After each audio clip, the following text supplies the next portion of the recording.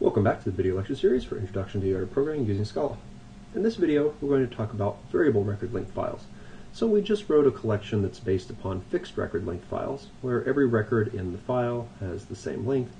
Now we want to talk about the possibility where the records each have different lengths. And to start off with, we should go ahead and create a type that might need this type of variable length. So if we come in here and we create a new Scala class under our extras package, I'm going to go with a student. And the reason why a student makes a good variable length record is because right up front they have a name. Okay? And a name being a string is going to have a variable length to it. Now you can store things that have strings in them inside of a fixed record length storage system, but in doing so you have to specify like a maximum length for your string. If you don't want to impose that limitation on there, you need this to be variable length. Let's see, an ID, and then I don't know what else I want to, I'm actually just fine stopping right there. This will be sufficient for our purposes.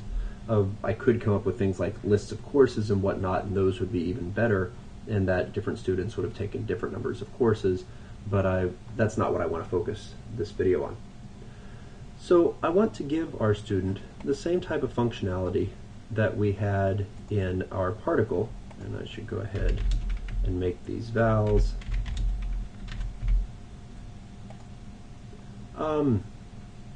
I want to have the ability to write it out to a file.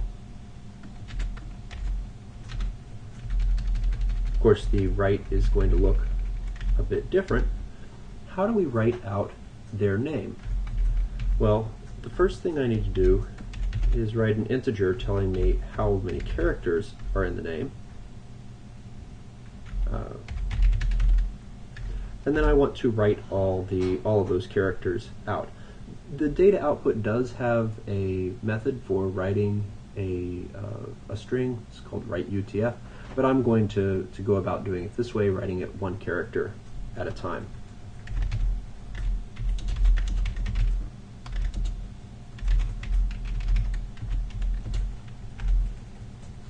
And there was actually a write_chars of string. Might actually be interesting to go to the API and look at what that does. Out.writeInt of ID. Okay, so that will write our student out to a file. We also want to create our companion object for the student, which has an apply method, which takes a data input, and I want to have this return a student.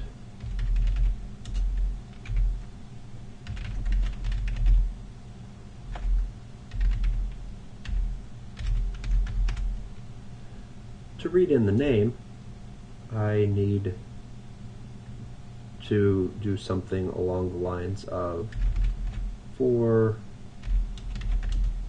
I in 0 until in dot read int.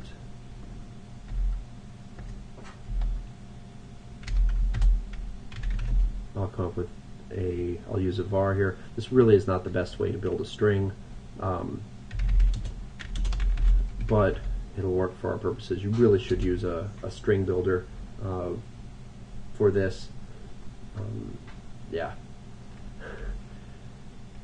Name plus equals in dot readChar. The whole fact that strings are immutable and we're building a new string here every time makes this inefficient. But we're going to not worry too much about that right now. Okay, so this starts off with the name being an empty string, then it reads in the integer for how many characters there were, and it goes through that many times and appends a new character onto the string, and then at the end it reads the ID and it builds a new student using both of those. We don't have a record length here because the record length varies depending upon what is actually stored in the student. So now with that in place, I want to go and write a new ADT called a variable record length file.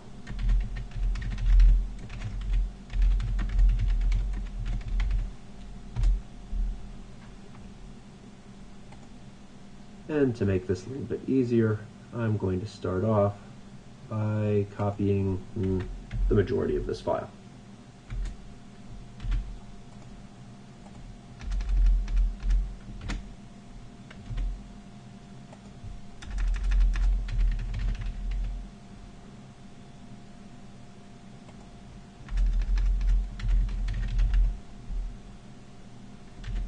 Okay, we'll have to, there will be a number of errors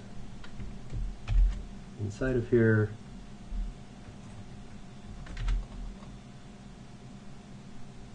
Let's put in our import for collection mutable. So what needs to change? Okay, so we had this file name here and a record length. I am going to actually use two files for our variable record length file sequence. One of those files, so the problem that we run into with these things being variable record length is, imagine the file has, for example, so the first record we'll just call A there, and the next record is that, and the next record is that. I don't know a priori. There is no way for me to, given an index, figure out where in the file that begins. Okay. So instead I'm going to keep a second file in here. And what it's going to do is it's going to say, well, A starts at 0, and B starts at, well, 0, 1, 2, 3, 4, 5, and C starts at 7, and D starts at, etc. So this is going to be my index file here, and then I'm actually going to have a separate data file. So we'll call this the index file name, and instead of a record length, because that doesn't apply here,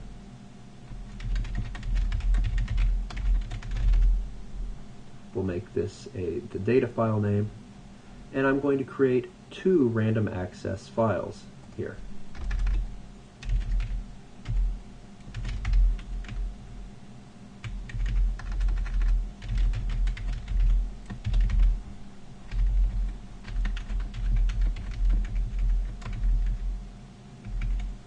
And the data file is going to be created using the data file name.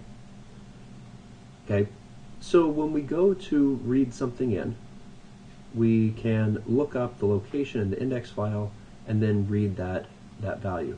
We still need to have a reader and we still need to have a writer because, once again, we're dealing with a type A. We know nothing about A. We're going to need some help from the outside code to be able to do that. We can write length very easily. The length is the index file converted to its length converted to an int, and then divided by, well, it depends upon what we're going to store in here. Turns out I'm going to store, in addition to the location, and because the file pointers, the file locations are longs, there's going to be one long for this 0. I also want to store how many bytes there are in this. So I'm going to store both a long and an int, which means that our index file is basically a fixed record length file itself, which has a size of 12 for every element, because there's the long and the int in it. Our apply method goes to the index file, and it seeks to that index times 12, and it's supposed to read in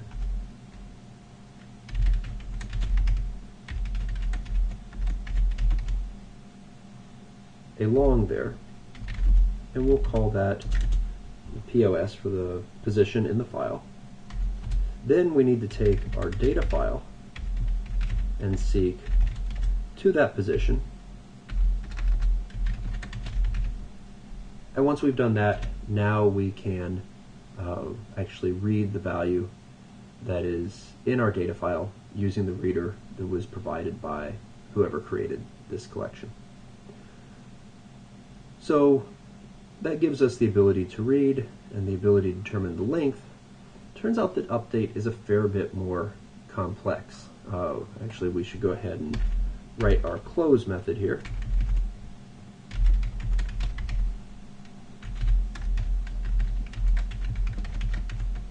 So why is update more complex? Well, there are a few reasons for that. One of which is the fact, what happens if I go to update the value that's stored here, but when I update it, the thing that I'm writing out is bigger than this. So our B took up 2 bytes.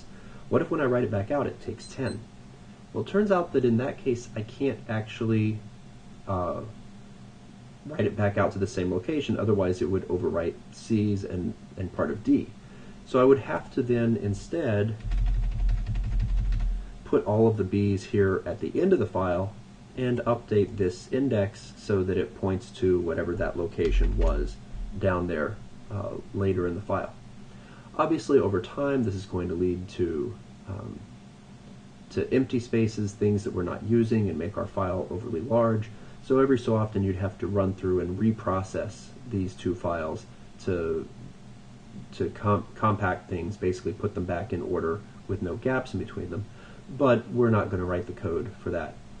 In the next video, though, we will come back and work on update and figure out how we can do this procedure of writing things. So if it fits, for example, if the thing we wrote for A was 5 or smaller, we could write it right there. And if it was smaller, it's not a problem because we know where the other things start based upon the index file. But we have to put in this extra logic here. So we'll come back in the next video and we will write the update method so that it can do that.